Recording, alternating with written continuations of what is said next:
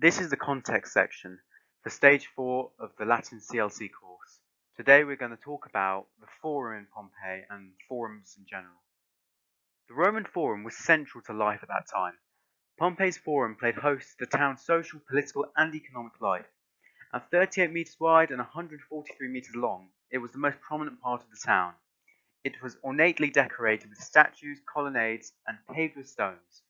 Most days, you could find sellers selling wares, particularly food, in the absence of convenient shopping and supermarkets. While as mentioned, food shops were open all the time, the market day occurred every 8 days in Rome, with the weekend and Sabbath only being introduced later with Christianity and the time of the Emperor Constantine. The imposing columns that surrounded the Forum also had a practical function in serving as shelter during bad weather or winter season, so the markets could operate all year round. The Forum of Pompeii was a social hub where friends met up. With all these people, the Forum made the perfect place for information to be disseminated. Notice boards showed election results and dates for games and festivals. Unofficially, graffiti also provided information as well.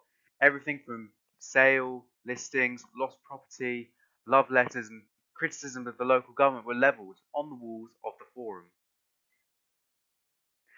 Usually the rich members of Pompeian society were also involved in politics and would use a platform in front of the Temple of Jupiter to give speeches. This location was aptly chosen as it was the centre of town, and Jupiter was also the most powerful god in Roman mythology.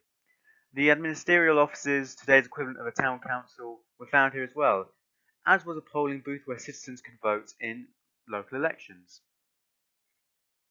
There were a myriad of temples in the Forum. As I've already said, there was the Temple of Jupiter, as well as the Temple of Apollo, Venus, and the local gods of Pompeii, known as the Lares. There was even a temple to the emperors, who were usually deified upon death, except for the bad ones. Statues of emperors and notable citizens of Pompeii could also be found here.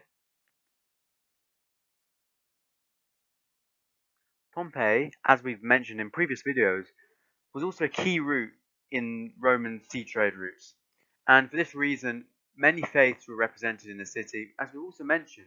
Apart from the local gods, which you called the Lares, which you could also have in your house, in a shrine, gods from Egypt were also imported into the city, such as Isis, who also had her own temple outside the Forum, though, as well. Finally, another important building in the Forum was the Guildhall of Eumachia.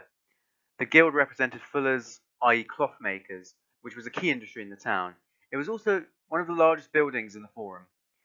The figure it is named after, Eumachia, was also extremely interesting. In a patriarchal society, she was a successful businesswoman and priestess in the town. She was something of an anomaly, as she was also not of noble birth, and so was doubly hindered. She was seen as a symbol at the time for the growing power of women in politics, and achieved great social mobility.